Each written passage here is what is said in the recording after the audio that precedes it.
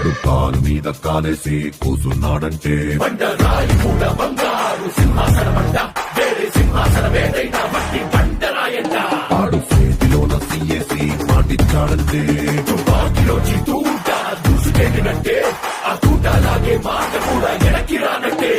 వాడు నీకు గొప్ప కాదు, వీడు నీకు ఎక్కువ కాదు, నీకు నువ్వే బాసులా